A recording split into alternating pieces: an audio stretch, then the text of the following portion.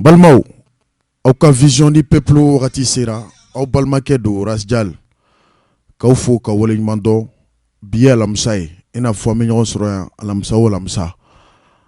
Nege kanyata no sera katase tani kelema, au ka radio ka Rampart FM 97.9, kaseka dugu kunga ko kiwarwa di auma, siya kelen dogo kunkono. Somade nanda bedo femina, femba fla. A sabana obena ke jamaka lanyini a folo kramo mi mbe yala la frafina gunka mse ka fo Mali kono nankwa mako Ismaël Napo ka bo Guinée jamana ka o kramo ke jamana nyimo ka lettre do kofe au conseil ka lanyini kono ayira la premier ministre la ka bo Mali kono. Premier ministre qui a réaction jusque-là, ça tarde à venir. Ce n'est pas un problème, on attend. Nga biamanda do ala kanyefo. Antu kumana ka tenen temene ya. Nga tenen temene émission damnera wakati mina. Ana kumana ka wakati mina ayasro mo chamambe. Olube déjà lafia wakati kono. Donc ay mo chama échappé. Donc amba recyclage ke so madaina. Kase ka fo ya ka do komimbe jamana kono. Noé ka seli bamanankana maninga kana donc avec comme kanwro fana laini kelembe kramo kenfe donc obena kanga kuma kumba floy aflana Amadou Aya Sanogo général 5 étoiles donc général dodo ko général te aka kirimi tunglona na tumblala lafia kono kabini samba flani samuga janvier kalola Kle Mugane Shegi, Maître Tchesolo Kunare Tuyaka avocat ya Doni Kle Clément.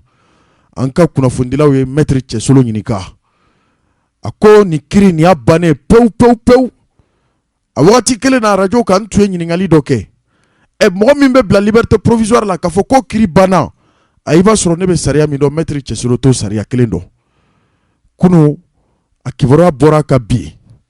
Les journaux ont relayé au grand public malien Amadou Aya Sanogo ani mogomunu nomnelen tundu nu tumbe bolola san wolonvla akiri abe boloda soni ndoro amena ta jugement de fond munu sara plus précisément plaignant famba be biroji kundadi donc o kiri bena boloda anda be sama asabana bena ke jamaka lanyini ye oye Imam Mahmoud Diko atunye nyiningali jabi dola se Francis kauka kuna fundiso badoma nankwa mako France 24 olu tuya nyininka question damadola aka jabi utumborani aye donc bifana ça sera l'occasion pour nous kase ka mogo hakili jigi réellement kuma jume temena Imam Diko ni Francis kauka kuna fundiso bache France 24 alina ya soranto kumana ka lundi d'honneur kono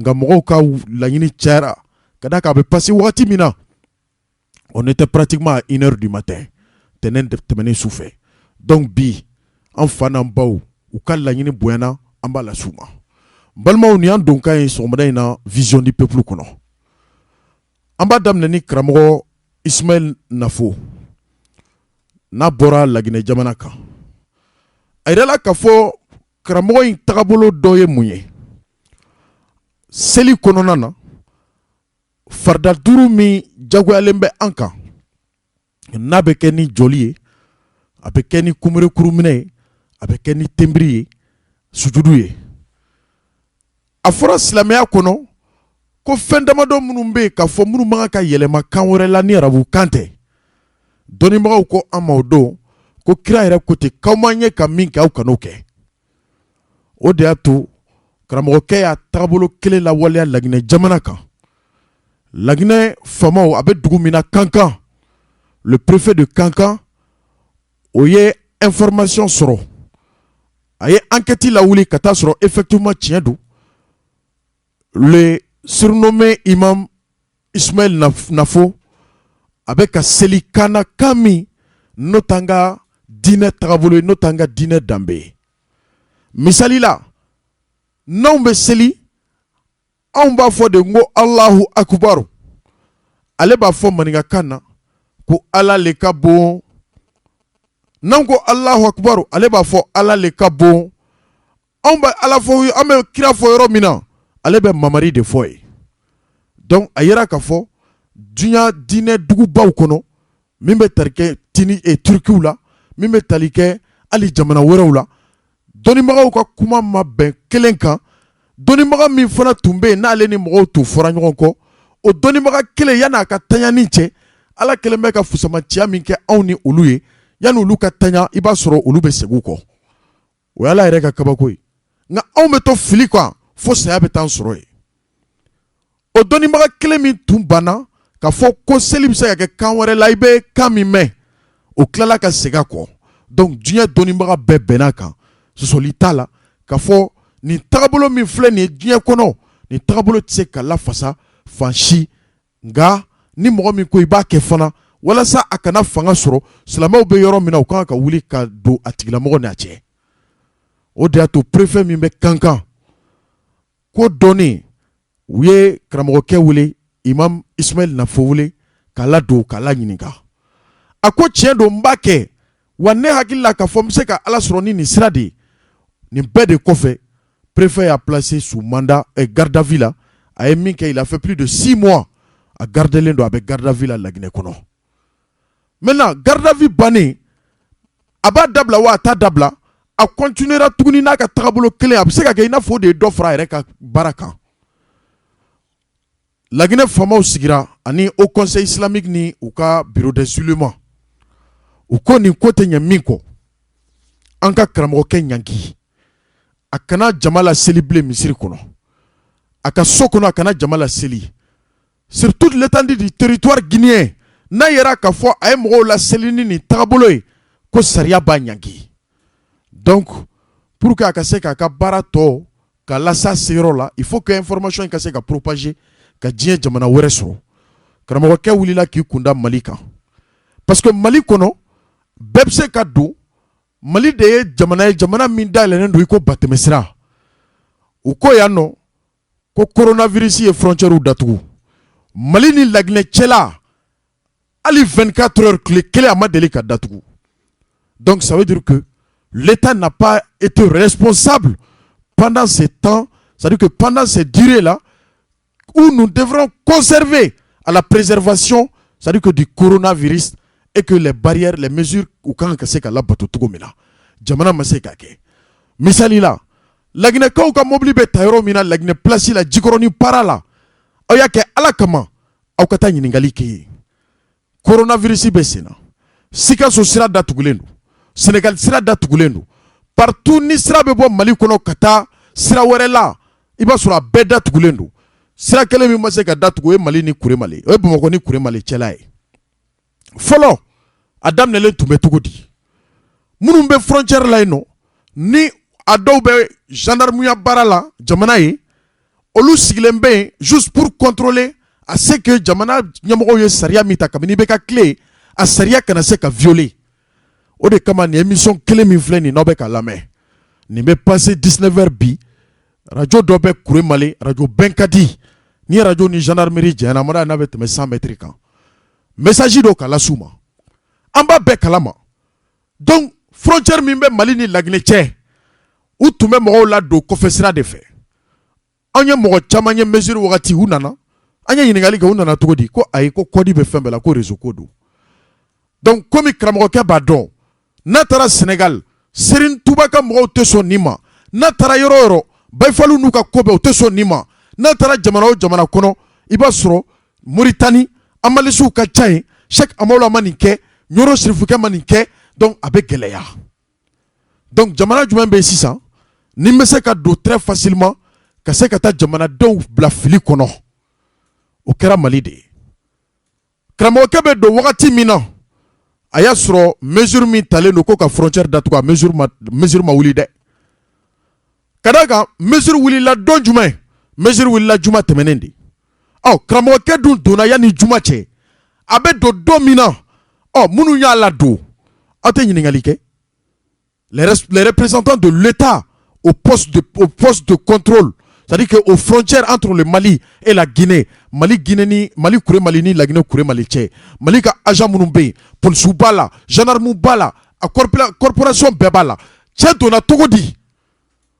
Oh, yana uka fo ko be décision ta ka gain ka bois dona wakati mi kono, o wakati kera wakati mina na tunte saria kono. O ya folo e. Maintenant, a donné a inyeshi joma. A bora Kouré Mali. Kado Bamako kono. A maseka ojansi nyini kramogo shife. Aka ojansi nyini kramogo folo. Otara be Sheriff Ousmane Madani Haidara dema. Muna atara Sheriff Ousmane Madani Haidara bara. Mogo chaman ba fo. Haidara ma wele. Aman Haidara ka adresi la. Invitation tout ni nyogon tche. Tiendou. Mais kramogo kebe ka trabolo mi la fasa. Ka fo seli ka ke kawere la. Oh. Haidara abe Samugani Kobobi. Dans les années 86-87.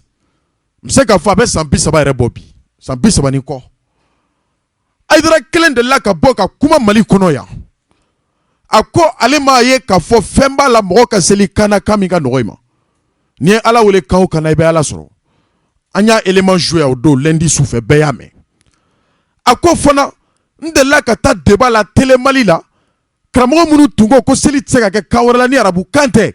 Nou ye enregistrement ko ndana nou ka daluye ndana ninga daluye. Nga awati enregistrement kera me diffusion tunga ke domina ORTM kan. Ministre ye weleli ke. Ministre mi tunga baranya shilo de communication ma. A koni ni élément temena. A do ORTM directeur be gen kabo barala. Ça veut dire que depuis wakati koi mangantante. Mais koi akaf do Mali kono mogoka a hakilina deme baka folo bado tunye Sheriff Ousmane Madani Haidara na le au conseil nyamogo ebi. Invitation kanakani kramogo keche. À quoi l'imam de la Guinée ama dikoye ama tobara ama Traoré Baye ama tobara ama Ousmane Salouyak ama tobara ama ta Koita bara ama ta Makiba bara ayinya Haidara fema. Parce que kuma de la ka Haidara da sante mene. Bamana be kuma dofo fembebe koronga kuma korote koro. Ni e kuma fo sambi saba. Oh na ko wula isigina de mo be soro mbe bona ide. Donc o min kera kramogo ke ba fo ale ni mo mi kunglina kadaka madeli ka me Haidara datuguni ko selima ka ke kawarla mi tarabukai. Donc iba soro ay follow mi me abi focaliser de kan. Donc aba fo ku ka représentant be Mali kono yakaba Sheriff Ousmane Madani Haidara na taro bara akachala fe abseka sagosro. Oh kramoge tara Haidara bara. Atara Haidara bara usigira ukumana uye fotota. Abora yoro mina yofo. Mimbe kramoge fe ka fa yofo. Ukumana seli maniga kanka wo. Umakuma seli maniga kanka wo. Obe kore ne dati soma. Manye mundi. Ojansi bani. Kramoge ke jigina. Aya soro seli wakati dobe. Aka video do yera réseaux sociaux ka. Abe Sheriff ka misiri kono. A jolendu. Abe ka seli. Aye seli jo wakati mina. Oya soro mogo chaman be Sheriff ka yera ko munu ba do ka fo ni che de la ka gen la Guinée jamana kan. Ka fo kate seli maninga kana. Oh, au lieu de tunga ka Sheriff ka la donia kabili che mana. Walma che na le. Ou tunga ka Sheriff ka la donia ka fo ni kramo ke ita dowa. Abetan, c'est ce qui est appelé un bon conseiller. Donc, Haidara manque de conseillers aujourd'hui. Nako, kramoke nana, ata kalama kanana ni nie, aselega misiri kona ata kalama, ao, motseka mogo jalakiola. Kadaka misiri ta Haidara ta misiri ala tadi. Ala de be wole misiri kono, nga ala be wole togodi, ao, freka anga fode. Donc, kramoke tara, aye selijo, minye mogo do fone munu ye somi sorala. Olu reklala ku joanye kaga kan korota wala sa ukase ka kamanga me woro la kramogo ke kibaru fili on ba fo Allahu akbar ako ala de ka bon chaque fois na ba tenda duguma ala de ka bon ninde aka kumai abe seldam ne fo ka ba maninga kana o wakati kelengo no iba e ka fo ambalmam so do jolembe misiri kelengo na kofe olu be selila nga olu be nafla selila be komi kramogo ke selila wakati na sel wakati tunte walma sel wakati Macédonie comme allait tout président allait na ka délégation c'est la maninga kana Haidara ka misiri kono Oh, Aïdara mi tuya ke sambi saba biko. Mi tumba trabolo demain. Aïdara ka boka fo na sur ma delika demain. Donc ni yoro la iba edro kramo ke aya ni mo mi kunglena nano de bara. O kele au conseil nana bo ka communiquer ke. Nga mi endimi mami famu. Me fait ka mi famu. Au conseil islamique ka position politique be. Morofla akachala fait avec Keyroro, il va sur l'oube Keneka. S'il s'agit que au conseil islamique qui a adressé Jamana Fangala, il va sur Jamana Fanga ni adressé là, retombe se kabi. Famo be se ka récompenser qu'après ni kele bana. O jetura bado e Oustaz Mohamed Makibaye. Au conseil ka bureau des éléments. Akumana domina. Makiba kanake bureau des éléments. Nga kaboni dona kase bima mama ngame. Bureau des éléments de quoi moi kana kumu tokola wa. Moi je sais très bien s'il y a des grands orateurs au Conseil islamique du Mali, Makiba fait partir. Mame. Maye mame. Me fait koudon. Réellement, qu'est-ce qui s'est passé? Mais il n'y a de là. Aflana. Cheikh Soufi Bilali Diallo. Allez soufier. Allez naka kobe. Cheikh Soufi Bilali Diallo be ala wole toko mina ombe ala wole toko kelende la. Bureau des éléments ka kodo. Nga eska ka to bureau des éléments dromboloa. Mo munu donner do conseil là. Kosebe ma Cheikh Soufi Bilali Diallo fanaye. Nta jalakide nga ko bureau des éléments di nga ni koyi. C'est-à-dire que nimbe talike kola ina fo don na lendo abe fa ka dina erodo yelema. Est-ce que au conseil quand koto bureau des éléments dromboloa? Le cas est très grave pour que le bureau des éléments qui occupe ce dossier là. Donc, mon frère femme. Balmao, mbebo min kono. Miye Sheriff Ousmane Madani Haïdara. Aka ti nana au conseil ka déclaration kono. Quoi te tche wele bagaye wa tche selim kaka misiri kuna ta kalama. Ah ye bisigi be nde. Bisigi be. Kunu iba soro hakilna do tumbe shirifuka la nga bi shirifuka e tien doni magaw ko amma ko ali dinamo dinanyamo ye nyogo sama doni magaw ka nyogo sama la munu tum abu alifa munu tumbe ni ulu tungo kateke ulu klala ka segi dinema munu tungo kabe be ulu klala ka fo katebe o kera seba ka wakati ay ba soro Haïdara tungo katebe sambisa wa iba soro biako kat akungo kabe be me biba soro ko katebe mene mo me.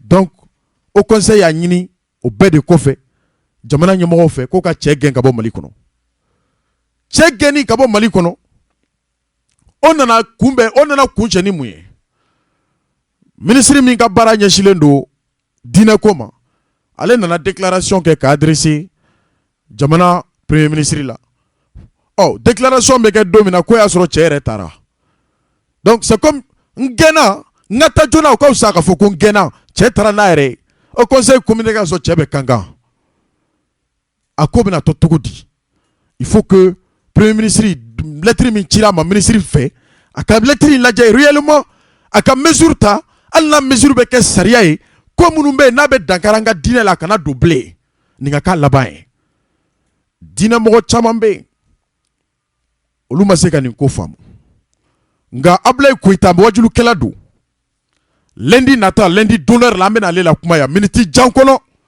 abena ni ko nyafwanye réellement qu'est-ce qui s'est passé donc balmao premier ministre ma jabi ke folo nga kramo ka kontara chama fana be réseau ka to Mamadou nye kira to mai nye Bouakar Sidiki tietigi to mai nye Nabila Moussa to mai odu de be ka cheka hakina la fasabi réseaux sociaux ka partager fambe quoi ko ka to ko la liberté de culte bebta la soranye. Donc ni tunye entre parenthèses fitinier kramo na poka ko la nga lundi do 21h mbedo akono balmao antunya fongo ambe Amadou Aya Sanogo ale ka kisa kiri kan ka wuli ko fe tuguni kiri bena wuli de maître Chesolo ko liberté provisoire la ko kiri bana mba fe awka Amadou Aya Sanogo ka affaire awka jema anko to doku natala kada ka ambena Imam Mamoudi ko ni France 24 ye barosigi minke kada a yɛrɛ tagabolo kan jamana bɛ lahala min na su in na fana bi 19h France radio soba dɔ bɛ yen n'u k'a ma radio France International RFI 19h bi hôtel Salam na Juan Gomez a kan ka na Bamako ani Imam Diko kan ka segin tuguni ka entretien ba dɔ kɛ hôtel Salam na an bɛɛ bɛ kɛ yen bi donc entre temps France 24 aw bɛna manifester kibaruya mɛn a kɔnɔ ko min bɛ jamana yɛrɛ kɔnɔ Diko fɛla ye min ye an y'a bɛɛ yɛlɛma bamanankan na aw ni ne an ka fara ɲɔgɔn kan an k'a lamɛn. Bonjour et bienvenue dans l'entretien sur France 24. Notre invité aujourd'hui est Mahmoud Diko, c'est un imam, mais c'est aussi un acteur politique majeur au Mali. Balma nga foli baw ye aw minnu bɛ yen n'aw sogolen bɛ nin wagati la Faransi kaw ka kunnafonidisoba min n'u k'a ma ko France 24 an ni mɔgɔ bɛna ɲɔgɔn sɔrɔ mɔgɔ min ni Mali yɛrɛ politiki kɛnɛ walima dɔ la jamana kunkanko kibaruya jɛtura don Mahmoud Diko ale tɛ mɔgɔ ye bilen min kan ka ko fɔ mɔgɔ ye Mali jamana maracogo la. Il a joué un rôle central l'an dernier dans le mouvement de protestation contre le président Ibrahim Boubacar Keïta. Wa mɔgɔ min fana don aw b'a dɔn wulikajɔba min kɛra min bɛ tali kɛ jamanakuntigi El Hadji Ibrahim Boubacar Keïta ka tali la ka bɔ jamana kunna jɛkuluba caman t'u faralen don ɲɔgɔn kan wa ni Mahmoud Diko in fana a jɔda bonyana na kosɛbɛ. Depuis le coup d'État qui s'en est suivi en août 2020, il a pris du retrait, il accepte de reprendre la parole depuis Bamako. Merci d'être avec nous, Monsieur Diko. Kabini fanga dafiri kɛra utukalo tɛmɛnen tile 18 a tun ye a laɲini ka fɔ a bɛ segin a ka du kɔnɔna na min bɛ tali kɛ hali misiri la ka dabɔ jamana foroba kibaruyaw caman na nka nin wagati ninnu na a ye labɛnw sabati a ye bɔli yɛrɛ fana ŋaniya siri o kama bi anw ka jabaraniso France 24 a bɛna k'anw ka maa welelen ye bi i ni ce Mahmoud Diko i b'anw bolokɔrɔ bi wa an b'i fo. Merci bien. Alors il y a quelques jours, après des mois de silence, vous avez publié un manifeste pour la refondation du Mali dans lequel vous expliquez que la situation du pays est périlleuse et vous appelez un nouveau pacte républicain. Je vous cite, alors une question très simple, est-ce que d'après vous, le Mali est au bord du gouffre?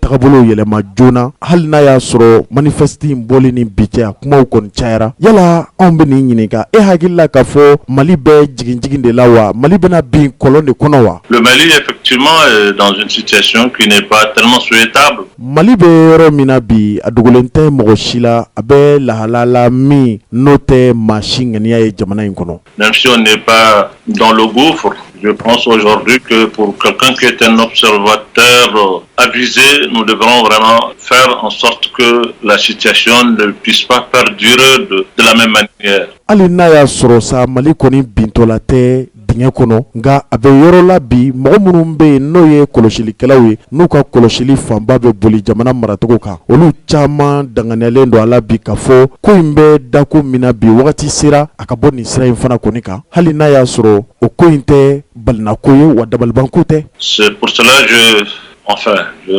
publie ce manifeste. O de y'a to n ye gafe in bɔ gafe min n'u k'a ma ko manifesti welecogo surunna dɔrɔn o ye hakilina de ye o ye ne Imam Diko hakilina ye. On va faire vraiment un appel à l'endroit d'abord de mes concitoyens pour qu'on puisse vraiment se mettre ensemble. N ye nin bɔ walasa n jamanaden ɲɔgɔn minnu bɛ yen u k'a dɔn k'a fɔ anw bɛɛ lajɛlen de ye kelen ye wa wagati fana sera wagati min n'an kan k'an bolo di ɲɔgɔn ma bi o siga ka bɔ bɛɛ lajɛlen na. Tous, parce que seuls unis on peut vraiment relever les défis qui sont devant le peuple malien. Mɔgɔ kelen ko tɛ dɛ wa ne Imam Mahmoud Diko jɔda ka dɔgɔ nin ko in na n'an bɛɛ de jɛra k'an bolo di ɲɔgɔn ma anw bɛ se ka se sɔrɔ don nataw la ka jamana bɔ hamijugu kɔlɔn kɔnɔ. Dans peu de temps, peut-être que la communauté internationale va nous demander d'aller à des élections. Wa mena min fɔ aw ye munna an kan ka wuli joona ka da ka wagati kunkurunin kɔnɔ duniya yɛrɛ jamana yɛrɛma hɔrɔnyalen minnu bɛ yen n'u bɛ ɲɔgɔn sɔrɔ kuluba kɔnɔ ni bɛnkan kulu don olu bɛna laɲini ka fɔ Mali jamana anw ka taa kala ta joona wa kalata waati o fana tɔ man jan bilen dɛ. Nous allons à des élections pendant que le tissu social est complètement abîmé. Anw bɛna taa kalata la ka fɔ malidenw kɔ donnen don ɲɔgɔn na jamana bɛ sira min kan a kelen bɛ degun ye wa a bɛ fɔ fɛn min ma ko ɲɔgɔn minɛ anw n'o yɔrɔ ka jan kosɛbɛ bi bɛɛ jɛ fɛn walima bɛɛ jɛ hakilina kan ka boli siraba min kan o sira in bɛ yɔrɔ min na bi ani jenini tɔ man jan dɛ k'a fɔ an bɛna taa kalata la nin sira in kan ta nin bɛɛ de ye ne hakilina di kun ye. Et que les forces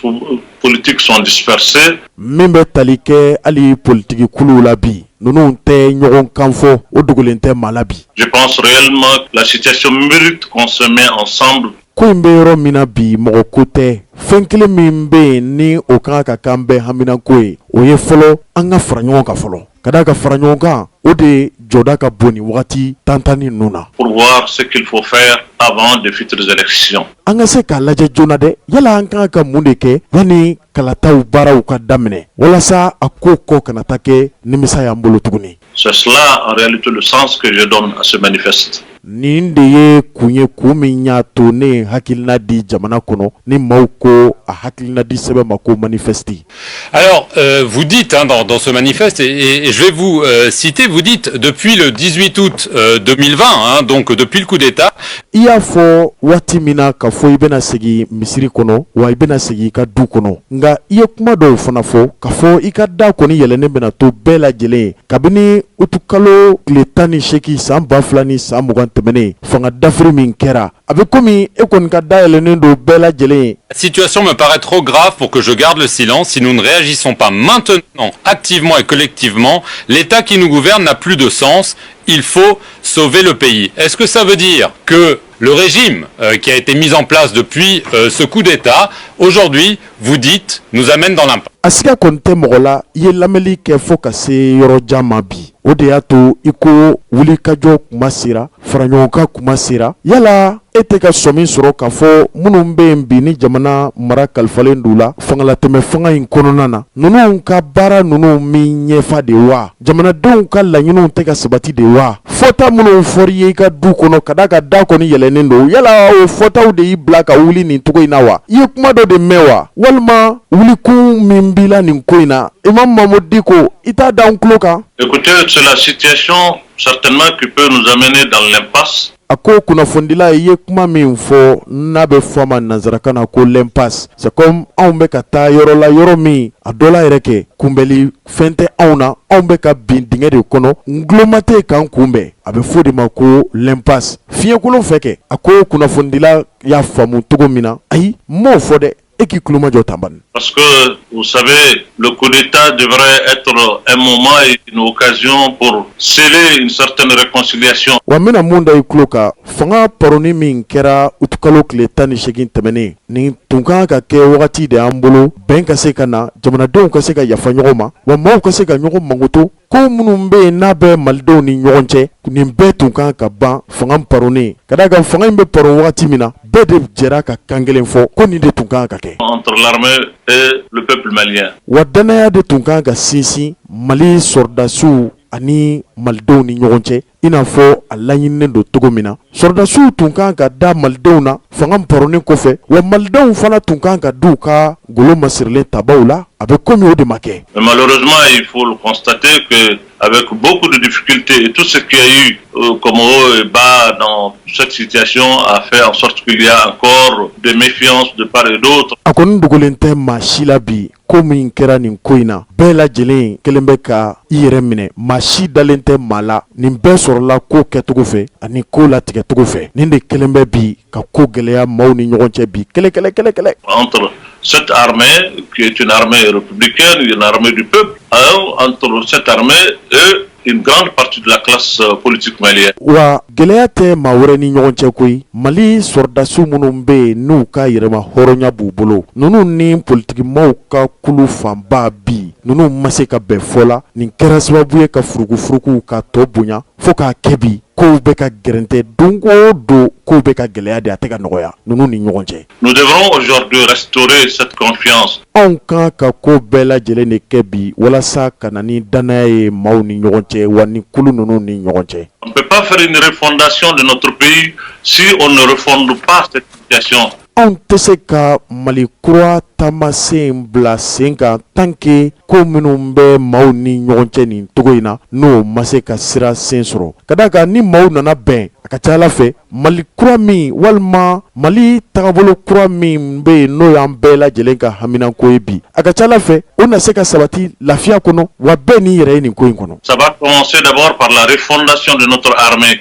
A bɛ daminɛ fɔlɔ ni golo masirilen tabaw olu ka se ka ɲɛkuraw da baarakuraw ka boloda olu fan fɛ olu ka se ka dɛmɛ sɔrɔ ka bɔ jamanadenw yɔrɔ la. La moralisation de notre armée et la réconciliation entre l'armée et le peuple. Wa min ye kɛlɛkɛcɛw fana ye olu ka se ka dusulamin sɔrɔ ka bɔ malidenw yɔrɔ la n'a bɛ fɔ a ma ko la moralisation ka se k'u galabu ka kɛnɛya hakili kɔnɔna yɛrɛ fana la min bɛ tali kɛ hali u ni jamanadenw cɛla ye u ka se k'a dɔn k'a fɔ malidenw jɔlen bɛ golo masirilen tabaw ye n'o kɛra o bɛ na ni lafiya dɔ ye. La restauration de la confiance entre l'armée et son peuple. C'est à partir de cela que nous pouvons ensemble bâtir quelque chose. Ko ni nin bɛn nana bɛɛ nin kɔfɛ jɔn bɛ se k'a fɔ bi k'e tɛna da la k'a fɔ malidenw tɛna kɛ ɲɔgɔn ka maa ye wa jɔn bɛna sigi a la don kelen k'a fɔ anw ka laɲini tɛna se ka s'a dan na. Qui peut être vraiment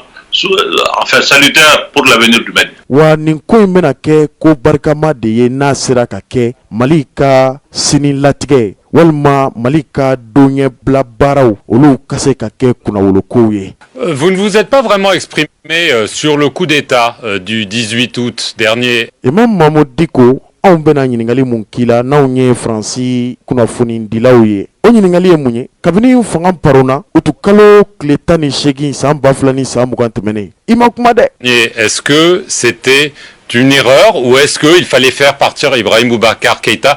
Kori fanga paroni min kɛra nin ma kɛ fili de ye jamanadenw yɔrɔ la walima jamanakuntigi kɔrɔ min taara nin togo in na Elhaji Ibrahim Boubacar Keïta ani taali tun ka kan wa anw min mankan mɛn dɛ ka d'a kan fanga in binna dɔrɔn e kɔni taara i ka misiri la i kunkan o kɔni ma mɛn nin ko in na yala mun de bɛ yen. Quels que soient les moyens. A kɛra fɛrɛ tigɛ togo sugu o sugu ye. Écoutez, moi je ne parlerai pas d'erreur ou de coup d'État. Le coup d'État est un fait, c'est fait et aujourd'hui c'est derrière nous. Ne ko balimakɛ i t'i jɔ de ne ka kuma i fɛ wa ne tɛna kuma coup d'État kan bilen koyi o kɔni man ɲɛ min ko a kɛra ye coup d'État kɛra wa o kuma o tɛmɛna ne hakili la bi anw bɛ ɲɛtaga de ɲini coup d'État kɔni o bɛ kɔfɛ de wa anw bɛ ɲɛfɛ. L'essentiel c'est de se mettre ensemble aujourd'hui. Min ka gɛlɛn anw bolo bi o ye de anw ka se ka kɛ ɲɔgɔn ka maa ye bi. Pour ne plus tomber dans les erreurs passées. Walasa anw binna dingɛ minnu kɔnɔ waati tɛmɛnenw ninnu na an kana bi o dingɛ ɲɔgɔnna wɛrɛ kɔnɔ. C'est pour cela que je fais ce manifeste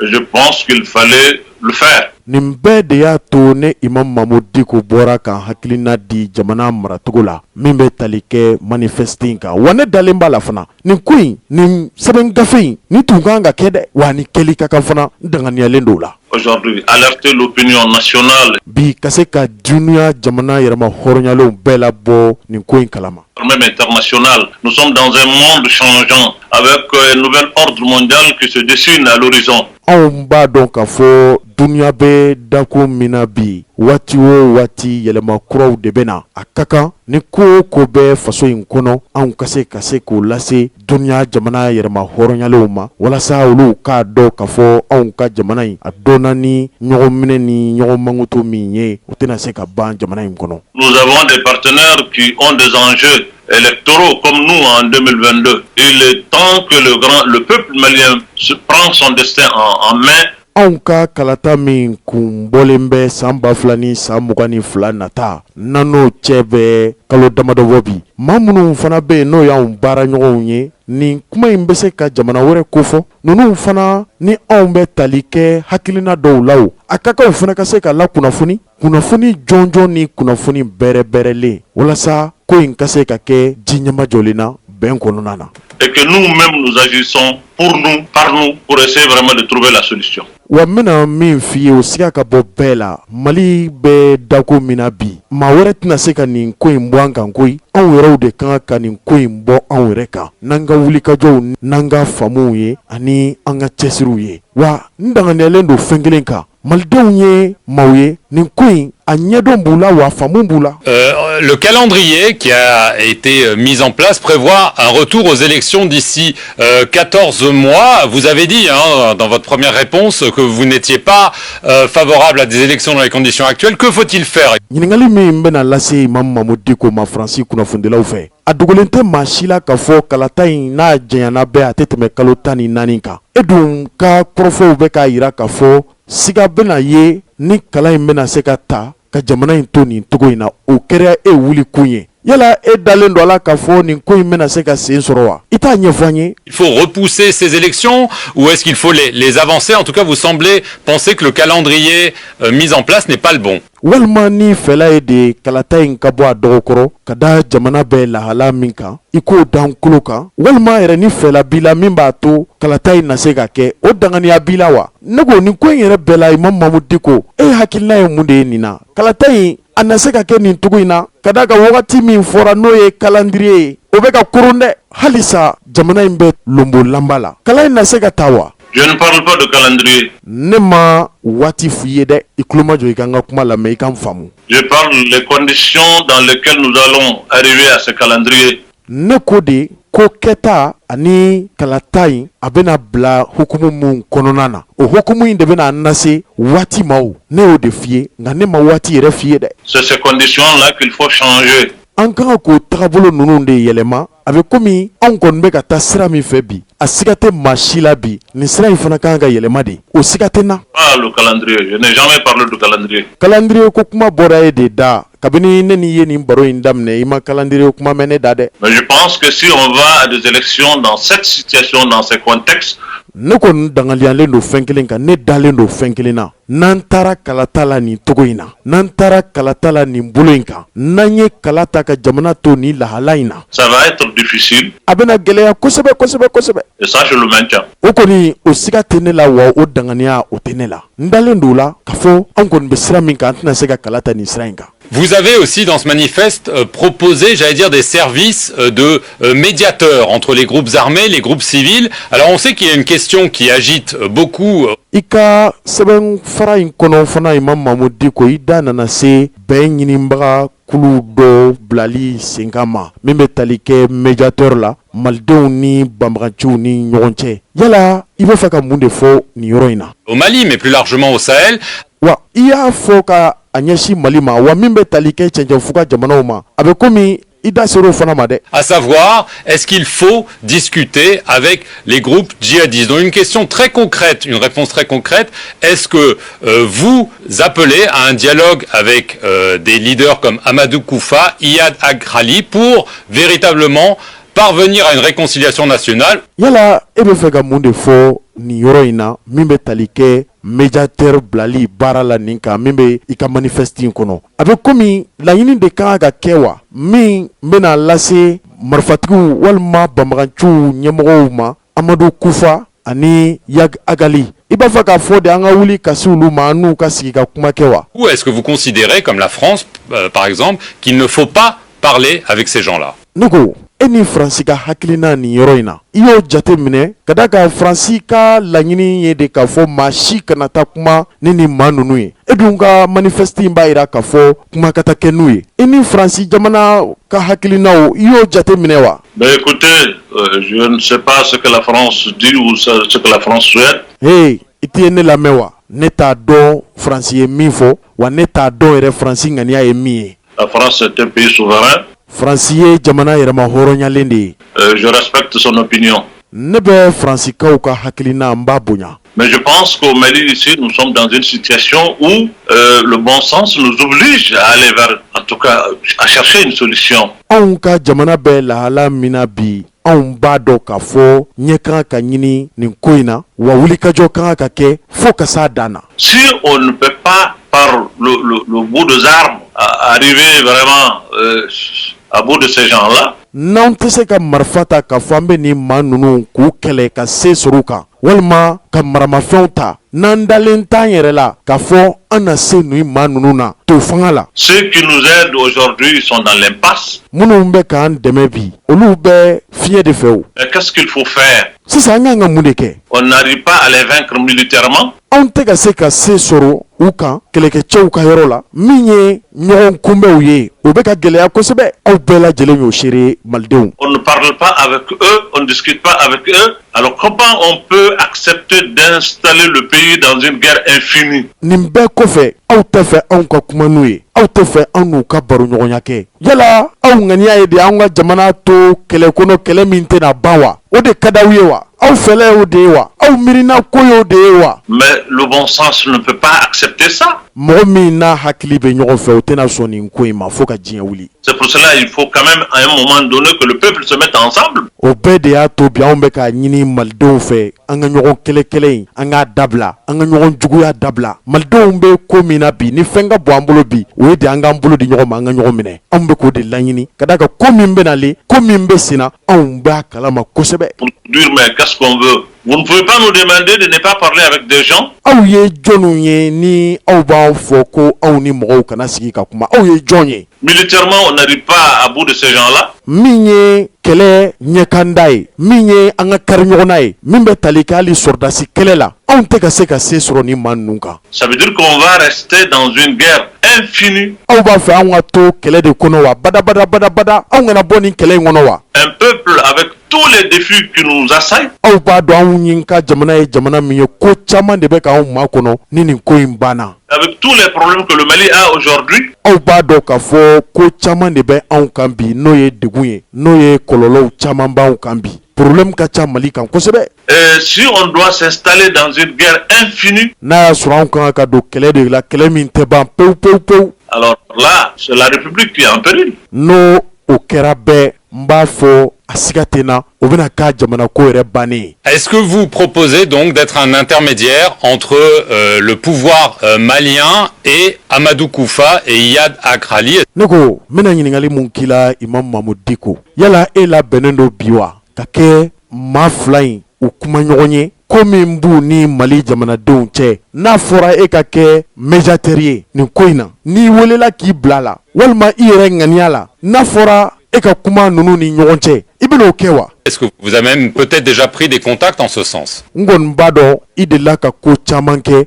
maliden caman bɔra o kalama wa i ye tɔgɔ duman sɔrɔ a caman na. Pourquoi vous parlez seulement d'Iyad d'Amadou Koufa? ne ko munna e tɛ se ka maa wɛrɛ fɔ ne ye i kuma o kuma ko Iyad ni Amadou Koufa? Les acteurs sont nombreux. a dɔn k'a fɔ maa minnu bɛ yen n'u labɛnnen don k'anw ka jamana in dafiri maa ninnu ka ca dɛ. Le problème entre les différentes communautés sont là. mankan dɔ bɛ yen fɔlɔ n k'o f'i ye min bɛ tali kɛ Mali yɛrɛ a communautéw la hali ni da ma don o la bi aw caman ye maaw ye minnu bɔra o caman kalama siyako b'o la taaboloko b'o la o ye communautéw yɛrɛ damaw ni ɲɔgɔn cɛ olu bɛɛ ka ɲɛmɔgɔw bɛ yen olu tɛ ka bɛn ko la o y'a damana kɛlɛ min kan ka ban fɔlɔ. Qui nous assaillent. Ça, moi, ça me préoccupe plus que toute autre chose. ne hakili la ko tɛ yen ko min n'o kan ka an kamana gan walima n'o kan k'an jɔrɔ ka tɛmɛ nin ko in kan. Des gens qui ont vécu ensemble pendant des millénaires. mɔgɔ minnu bɛ yen n'u balola ɲɔgɔn kan san bayirika caman kɔnɔ n'a fɔra k'olu maaw bɛ ɲɔgɔn na nin cogo in na e hakili la k'a fɔ nin tɛ wulikajɔ kun dɔ ye ka se ka bɛn nati ninnu ni ɲɔgɔn cɛ wa? Des siècles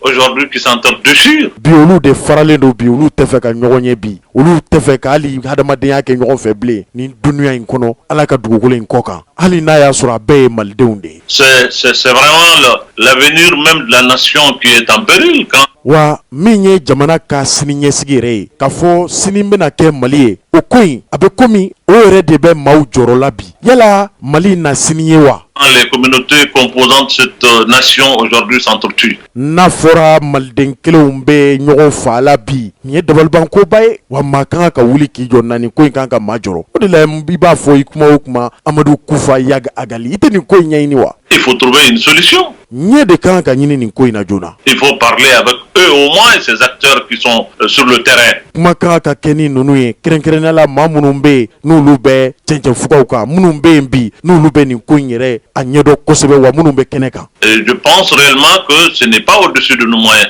wa ne dalen don a la bi ni malidenw sɔnna k'u tɛgɛ di ɲɔgɔn ma tuɲa la dusukun ɲumanya kɔnɔ anw bɛna se ka nin ko in ka ɲɛ sɔrɔ a la ko min b'anw kɛɲɛ Mali kɔnɔ malidenw kɛɲɛ ne hakili la k'a fɔ malidenw tɛna dɛsɛ nin ko in na. Est-ce que vous voulez le faire vous? Ne ko sisan Imam Dicko e bɛ fɛ k'a kɛ wa i bɛ se k'a kɛ wa e k'o fɔ ne ye tantɔ. Mais moi, je ne suis qu'un individu. Ne ye mɔgɔ kelen dɔrɔn de ye adamadennin kelen Ala ka jɔnni. Ce n'est pas moi, c'est le peuple malien qui décidera de qui doit faire quoi. Ne tɛ koyi malidenw de kan k'a lajɛ bi jɔn kan ka mun de kɛ wa jɔn kan ka jɔda jumɛn ta bi walasa jamana in ka se ka lafiya jamana in ka se ka bɔ nin kɔlɔn in kɔnɔ. Mais il faut qu'on se mette ensemble. Nga a tɛ se ka kɛ de tant que an ma fara ɲɔgɔn kan an ka ɲɔgɔn buruja dabila an ka ɲɔgɔn minɛ ka da kan anw bɛ mankan de la bi bɛɛ ko i ta ye tiɲɛ ye jugu yɛrɛ jɔlen don sisan u bɛ fɛ ka jiriba yɛrɛ ju tigɛ n'an bɛɛ lajɛlen. Est-ce que vous avez un agenda caché? Est-ce que vous êtes imam? Vous êtes un acteur politique de poids? Est-ce que vous avez des ambitions politiques? Ne ko n bɛna ɲininkali dɔ k'i la Imam Mamudu Dicko sisan n'i ka nin kɔrɔfɔ in faamu ne ko kɔri ŋaniya dogolen dɔ tɛ bolo walima e tɛ i dogola ko dɔ kɔfɛ laɲini b'i la wa min bɛ tali kɛ hali mara laɲini na ka kɛ don dɔ jamana in ɲɛma dɔ ye kɔri e tɛ maa ye maa min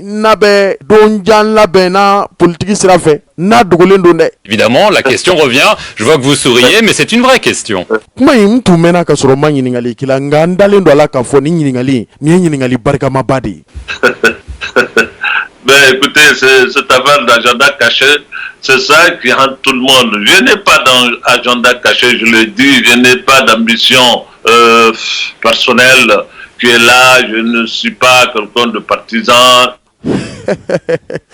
Ni yɔrɔ la Imam Mamudu Dicko nana yɛlɛ n balimakɛ ka ɲininkali la an baaraɲɔgɔn ye ɲininkali mun k'a la n'a y'a sɔrɔ ŋaniya dogolen b'a kɔnɔ a ko ale kɔni danganalen don a kan k'a fɔ foyi tɛ dugula ko la k'o bɛ ale miiriya la k'a fɔ a bɛ n'o laɲini nin ko in bɛɛ lajɛlen kɔfɛ ni ko bɛ yen bi o ye de Mali bɛ se ka lafiya cogo min na malidenw bɛ se ka lafiya cogo min na wa nin t'a fɔ ko fɔlɔ ye dɛ n ye nin fɔ a bɛ siɲɛ caman bɔ n'o siga b'i la i k'o siga b'i la ne kɔni Mamudu Dicko n hakilila tigɛlen don kosɛbɛ i n'a fɔ maa min danganiyalen don Ala ka masaya la. Non, ce qui me préoccupe aujourd'hui, c'est le sort de mon peuple, de mon pays. Min bɛ ka ne hamina bi kosɛbɛ dɛ o ye ne ka jamanadenw ani ne ka jamana de ye. De ces milliers de personnes qui vivent la misère noire, qui sont dans des situations difficiles. Mɔgɔ miliyɔn hakɛ min bɛ Mali kɔnɔ bi n'olu bɛ ka balo cogo la min ka gɛlɛn bi kosɛbɛ fantanya ni sɛgɛn ni tɔɔrɔ ni bana ani ko caman maa caman de bɛ nin ko in degun na bi malidenw degunnen don bi kosɛbɛ ne hamina ko fanba ye nin ko in ye bi. De précarité qu'on ne peut pas expliquer aujourd'hui. Gɛlɛya in selen don yɔrɔ la bi malidenw ka a tɛ se ka ɲɛfɔ hali da la a fɔli kuma dɔ la a ka gɛlɛn kosɛbɛ ni Ala ka dɛmɛ tɛ.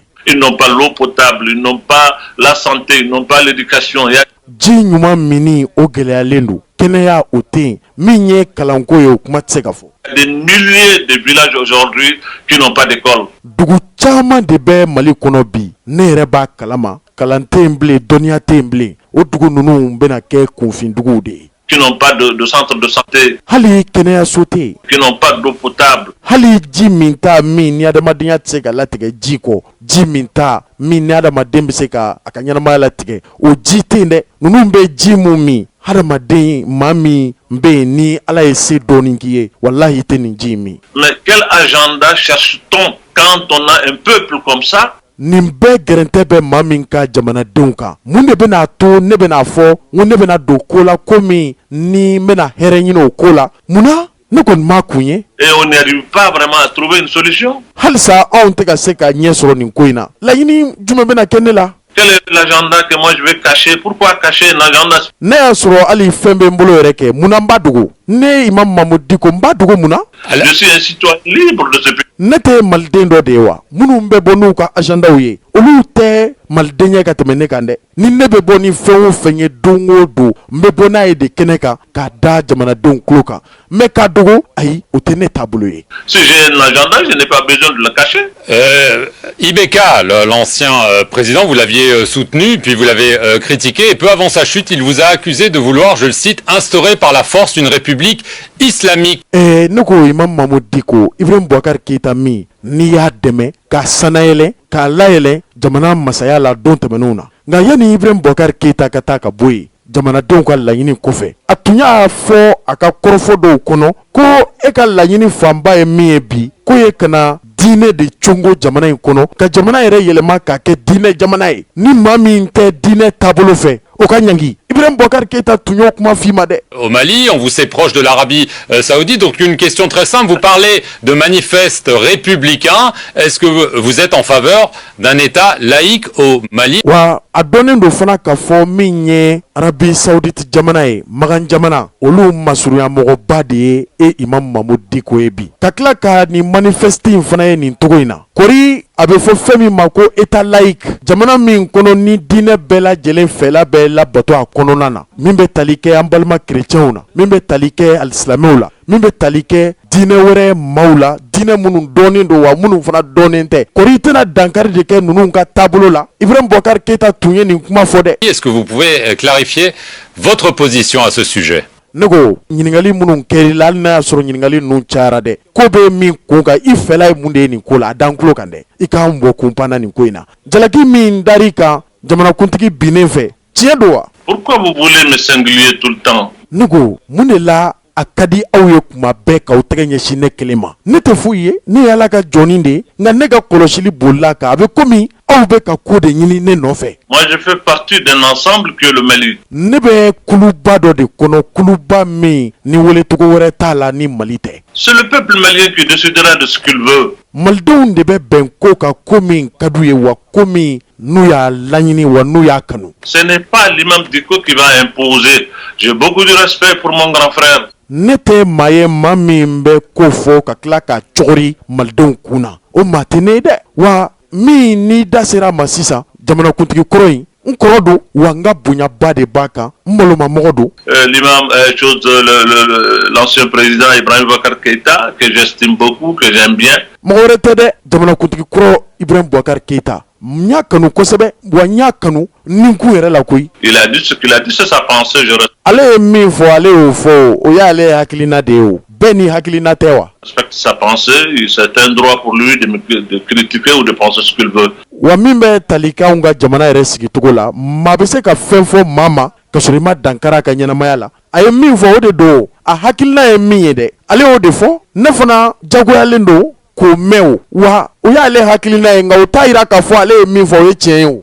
Mais je crois qu'il me connaît mieux que beaucoup de gens. Ne kɔni bɛ dɔwɛrɛ dɔn n bɛna nin kuma in f'i ye i ka nin fɔ malidenw ye Ibrahim Boubacar Keïta min ka kuma fɔra nin togo in na ale bɛ ne dɔn ka tɛmɛ maliden caman kan n tɛna kuma in bɛɛ fɔ nin kɛnɛ in kan. Si j'avais cet agenda, je n'étais pas obligé, moi, de transformer les mosquées en QG pour lui. N'a y'a sɔrɔ ne ye mɔgɔ de ye mɔgɔ min waati bɛɛ n bɛ n yɛrɛ de ɲini n ka se ka n ta sɔrɔ ne tun tɛ batoyɔrɔw misiriw k'olu yɛlɛma k'o kɛ ɲɔgɔn dɛmɛyɔrɔ ye waati min na nin maa kofɔlen y'i kanbɔ fanga nɔfɛ san 2013 ni ne tun ye jɔyɔrɔ ɲinina ye n tun t'o kɛ o. Lui et l'élire, lui qui n'a pas de projet de société islamique. Wa n y'a sigi n ye fɛɛrɛ kɛ fana ka fɛɛrɛw tigɛ min y'a to a ye jamana ɲɛmɔgɔya sɔrɔ ale min bɛ yen bi ni hakilina yɛrɛ t'a la min bɛ tali kɛ diinɛ ka ɲɛta kan ala ka dugukolo kɔ kan o hakilina fan si ne ma deli k'a ye k'a fɔ o hakilina in b'a la n'o o bɛ wele ko projet de société islamique ni mɔgɔ min b'a kalama o k'a fɔ n ye. Mais maintenant il est libre de penser ou de dire ce qu'il veut. Nka ale bɛ yɔrɔ min na bi a bɛ se ka fɛn fɔ min ka d'a ye wa a bɛ se ka fɛn fɔ min y'a ni dungɔ ye dɛ ne tɛ se k'a balo la. Mais je veux tout simplement vous dire, être proche de l'Arabie Saoudite ne veut pas dire que il faut transformer le Mali pour en faire autre chose. Mais mina min f'i ye n balimakɛ k'a fɔ i ni Arabie Saoudite gɛrɛlen don ɲɔgɔn na o tɛ daluya ye dɛ daluya min b'a to k'a fɔ i bɛ Mali ka hɛrɛw daraki k'a kɛ ko ye ko min n'o bɛ bɛn e kelen nin dungɔ ko ma ninnu tɛ ɲɔgɔn ɲɛ sira la dɛ ninnu tɛ ɲɔgɔn ɲɛ sira la aw kana kow da ɲɔgɔn ma wa aw kana maaw bila fili la. Les Maliens eux-mêmes ne décident pas. Moi, j'ai beaucoup de respect pour ce peuple malien. Ne ka bonyaba de bɛ Mali jamanadenw ye. C'est un grand peuple, c'est une grande nation.